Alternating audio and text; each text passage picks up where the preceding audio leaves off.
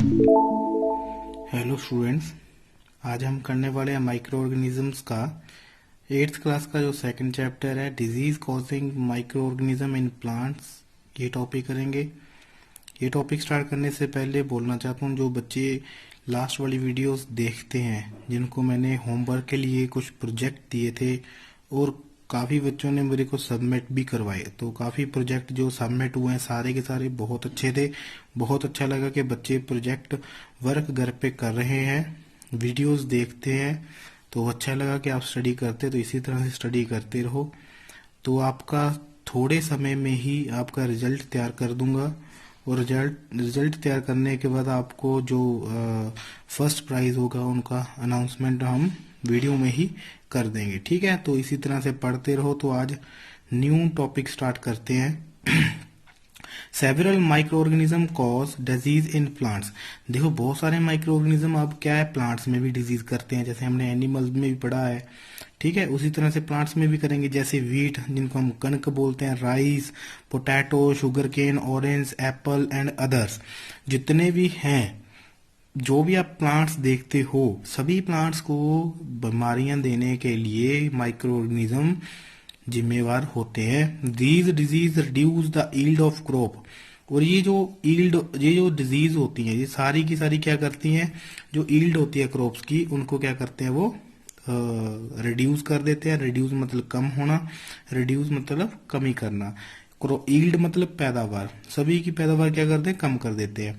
तो टेबल के अंदर जो 2.2 है, उसमें प्लांट की कुछ डिजीज दिखाई गई हैं। देखो, यहाँ पे बनाया गया ये चार्ट, आप देख सकते हो। ये सभी बच्चों ने बहुत अच्छे तरीके से बनाया है, तो अच्छा लगा जिन बच्चों ने बनाया। कुछ गलतियां भी हैं, लेकिन वो इतनी मायने नहीं रखती। जो आपने किया काम बहुत ज़्यादा मायने रखता है। बहुत अच्छा किया काम। अच्छा लगा कि आप वीडियोस देखते हो और काम सारा टाइम टू टाइम अपडेट रखते हो, तो अच्छा लगा बेटा। जिन बच्चों ने किया वो काम बहुत अच्छा लगा, जिन्होंने नहीं किया चलो आपकी मर्जी है, आप कर लेना जब आपको टाइम लगेगा, ठीक है। आगे लिखते हैं। Food poisoning. देखो, यहाँ पे एक एक्टिविटी लिखी हुई है, एक्टिविटी के तौर पे समझा रही है एनसीईआरटी। बोजो was invited by his friend to the party and ate a variety of food stuff। तो एक बोजो जो थी वो इनवाइट की गई किसी फ्रेंड के द्वारा एक पार्टी के अंदर, तो उसने एक फूड स्टफ खाया, बहुत सारा फूड खा लिया। देखा कि लालच आ गया मन में, ये भी पड़ा है, स्प्रिंग रोल भी पड़ा है, मोमोज भी पड़े हैं, पिज्जा भी पड़ा है, स्टार्टर भी पड़ा है, मेन कोर्स भी पड़ा है, सब पड़ा है, तो ठीक है। तो on reaching home he started vomiting. तो जब घर पे आया जो भी था, तो उसने क्या किया, वॉमिटिंग करना स्टार्ट किया। तो उसको हॉस्पिटल ले जाया गया। तो हॉस्पिटल वाले डॉक्टर भाई साहब ने कहा कि इस बच्चे ने जो फूड खाया है वो स्पॉइल्ड फूड खाया है। देखो, फूड स्पॉइल्ड फूड, तो मतलब जो माइक्रो ऑर्गेनिज्म ने जिस फूड के ऊपर रिएक्ट किया, जिस फूड को खराब कर दिया, वो फूड खा लिया है। वो फूड अब कैसे स्पॉइल्ड हो गया, क्योंकि उस फूड के ऊपर माइक्रो ऑर्गेनिज्म आके बैठे थे, उसको खा रहे थे, अपना जो रिएक्शन था वो कर रहे थे, क्योंकि वो फूड अनकवर्ड था। इसीलिए अगर कवर्ड होता तो कभी भी ऐसा ना होता। तो micro organism that grow on the food, तो माइक्रो ऑर्गेनिज्म जो थे वो फूड के ऊपर ग्रो कर गए। ग्रो करने के बाद कुछ टॉक्सिक जो सब्सटेंसेस थे वो वहां पे प्रोड्यूस हो गए। कुछ टॉक्सिक सब्सटेंसेस के कारण ही फूड टॉक्सिसिटी पकड़ ली फूड ने, वो पॉइजनस हो गया वो फूड, और जिसके कारण हमारे पेट में उसने क्या किया, इन्फेक्शन क्रिएट कर दी।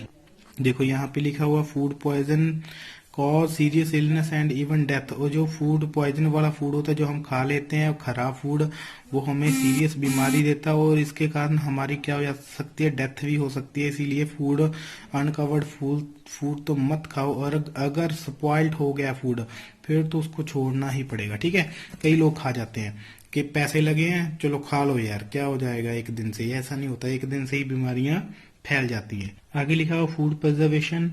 देखो, फूड प्रिजर्व करने के बहुत सारे मेथड हैं, बहुत सारे तरीकों से हम फूड को प्रिजर्व करते हैं।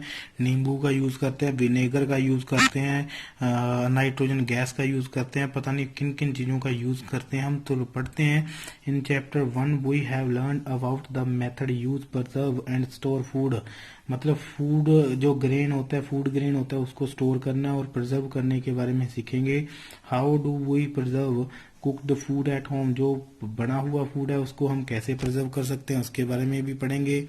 You know that bread left unused under moist condition is attacked by fungus. जब आप कोई ब्रेड देखते हो खाते हो तो ब्रेड का जो पैकेट है वो ओपन रह जाता है। ओपन रहने के कारण जो सिली सिली हवा होती है, जो मॉइस्ट कंडीशन होती है, उसको उसके ऊपर वो अटैक करती है, जिसके कारण फंगस आके उसके ऊपर ग्रो करती है। तो microorganism spoil our food, जिसके कारण वो ब्रेड जो था आपका वो स्पॉइल हो गया, खराब हो गया। स्पॉइल्ड फूड अमिट बैड स्मेल। अब उसके अंदर से देखो कोई भी फूड है वो जो स्पॉइल्ड हो जाए उसके अंदर से स्मेल जो होती है वो खराब आने लगती है, टेस्ट भी गंदा हो जाता है और कलर भी चेंज हो जाता है।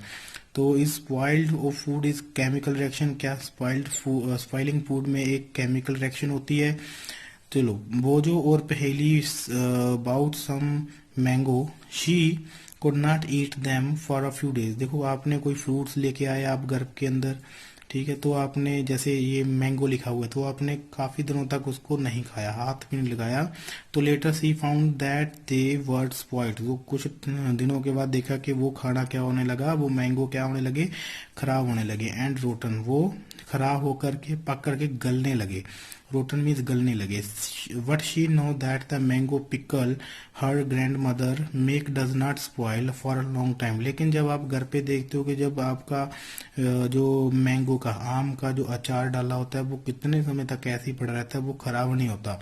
तो सी वाई कन्फ्यूज, वो कन्फ्यूज थी। अब क्या हो गया ऐसा कि अचार जो है वो खराब नहीं होता, लेकिन जो हमारे आम थे खाने वाले वो जल्दी खराब हो गए। तो ऐसा क्यों, चलो देखते हैं। क्योंकि उस मैंगो के ऊपर माइक्रो ऑर्गेनिज्म ने क्या किया, रिएक्ट किया, लेकिन जो अचार था उसके ऊपर नहीं कर पाया। क्यों, कुछ केमिकल मेथड है जिसके कारण, जिसकी हेल्प से हम प्रिजर्व करेंगे। देखो salt is edible and edible oil are common chemical generally use to attack the growth of microorganism. मतलब जो सॉल्ट है, सॉल्ट होता है, और हम जो ऑयल डालते हैं वो एक जो क्या है केमिकल, जो मतलब हम बोले जो माइक्रो ऑर्गेनिज्म है उसकी ग्रोथ नहीं होने देता वो, और इसीलिए हम उनको क्या बोलते हैं, प्रिजर्वेटिव्स बोलते हैं। जिन चीजों से हम प्रिजर्व करते हैं किसी फूड को उसको हम क्या बोलते हैं, प्रिजर्वेटिव्स बोलते हैं। ठीक है, जैसे सॉल्ट एंड एडिबल ऑयल हो गया, इसको हम क्या बोलेंगे, प्रिजर्वेटिव्स बोलेंगे। जैसे पिक्कल में हम देखो नमक कितना ढेर सारा डालते हैं, अचार में नमक बहुत सारा डालते हैं और ऑयल भी डालते हैं। क्यों, क्योंकि ताकि वो लंबे समय तक, लॉन्ग टाइम तक वो क्या रहे, प्रिजर्व होकर के रहे। ठीक है, आगे आप पढ़ लेना क्या लिखा हुआ है। We add a salt acid preservatives to pickle to prevent attack microbes. Sodium benzoate, sodium metabisulfite are common preservatives। ये उनके नाम लिखे हुए हैं, कुछ preservatives ये भी होते हैं, इनको हम यूज करते हैं। ये सारे के सारे क्या करते हैं, माइक्रोब्स की ग्रोथ को रोकते हैं। Preservation by common salt, common salt की हेल्प से हम प्रिजर्व करते हैं। जैसे common salt has been used to preserve meat and flesh for ages. जैसे मीट होता है, फिश होती है, इन सभी को प्रिजर्व करने के लिए लंबे समय तक सॉल्ट का यूज किया जाता है, सॉल्ट का यूज किया जाता है। तो meat and fish are covered with dry salt to check the growth of bacteria. तो कवर करते हैं सॉल्ट के साथ ताकि बैक्टीरिया की ग्रोथ को चेक किया जाए और उसको खत्म किया जाए। सॉल्टिंग इज ऑल्सो प्रिजर्व आंवला, रो मैंगो एंड टैमरिंड। तो मतलब ये जो सारी चीजें हैं वो सारी प्रिजर्व की जाती हैं सॉल्ट की हेल्प से। अब शुगर के द्वारा भी यूज किया जाता है, क्या प्रिजर्व किया जाता है फूड। जैसे jam, jelly, sequences are preserved by sugar. Sugar reduce the moisture content which inhibit the growth of bacteria। देखो शुगर क्या है, देखो हम अचार में भी डालते हैं, ठीक है, और बहुत सारी चीजें जो यहाँ पे लिखी हुई हैं वो सारा क्या करते हैं, शुगर डालने का क्या मतलब है, ये मॉइस्चर को कम कर देता है और जो बैक्टीरिया जहाँ और अदर जो माइक्रो ऑर्गेनिज्म है उनकी ग्रोथ को क्या कर देता है, वो रोकता है, जिसके कारण फूड स्पॉइल होने से बच जाता है। अब preservation by oil and vinegar, vinegar मतलब सिरका, हम सिरका भी यूज करते हैं। जैसे अचार में देखा होगा आप सभी ने, हम सिरका भी यूज करते हैं ताकि जो ग्रोथ है वो बैक्टीरिया की, जो माइक्रो ऑर्गेनिजम्स की क्या हो जाए, रुक जाए, जिसके कारण हमारा जो भी फूड है वो स्पॉइल होने से बच सके। ठीक है, हीट एंड कोल्ड ट्रीटमेंट, हम हीट एंड कोल्ड ट्रीटमेंट भी देते हैं। जैसे लिखा हुआ है, we observe that your mother boiling the milk. अब मिल्क आ गया, उसको बॉयल करना है, ठीक है, उबालना है। अब उबाल दिया, फिर उसको स्टोर करना है। अब देखो स्टोर कैसे करते हैं, रखते हैं। अगर उबालोगे नहीं, उस दूध को गर्म नहीं करोगे तो वो जल्दी खराब हो जाएगा, ठीक है। तो बॉइलिंग किल मैनी माइक्रो ऑर्गेनिजम्स, बॉयल करने से बहुत सारे जो माइक्रो ऑर्गेनिजम्स होते हैं वो सारे के सारे क्या हो जाते हैं, किल हो जाते हैं। ये जो टेक्निक थी ये लुइस पास्चर ने दी थी, ये वाली टेक्निक, ठीक है, एक साइंटिस्ट से। पास्चुराइजेशन कहा जाता है, मिल्क को उबालने की प्रोसेस को पास्चुराइजेशन कहा जाता है। इसमें जो क्या है कि दूध को उबाला जाता है फिर प्रिजर्व किया जाता है, ठीक है। जैसे यहाँ पे लिखा भी होगा, आगे देखते हैं। देखो यहाँ पे लिखा हुआ, देखो, pasteurised milk can be consumed, ठीक है, without boiling as it free from harmful microbes. The milk is heated to about 70 degree Celsius for 15 to 30 second, मतलब 15 से 30 सेकेंड तक हम 70 डिग्री सेल्सियस पर हम इसको रखते हैं, उबालते हैं। देन सडनली जो चिल्ड एंड इसको हम ठंडा रख करने के लिए छोड़ देते हैं और फिर इसको हम स्टोर करते हैं, ठीक है। Why doing so prevent growth of microbes, ये सब इसीलिए करते हैं ताकि माइक्रोब्स की क्या हो जाए, ग्रोथ रुक जाए और हमारा जो दूध है वो बच जाए। This process discovered by Louis Pasteur, ये लुइस पास्चर द्वारा डिस्कवर होती है, जैसे मैंने आपको पहले ही बोला। और उसके बाद क्या है कि इस वाली प्रोसेस को हम क्या बोलते हैं, पास्चुराइजेशन कहते हैं, ठीक है। अब स्टोरेज एंड पैकिंग, अब पैकिंग भी करते हैं कि चीज़ों की, फ्रूट्स की पैकिंग कर देते हैं, चिप्स लेस की पैकिंग हुई है, देखो लिखा हुआ है ना।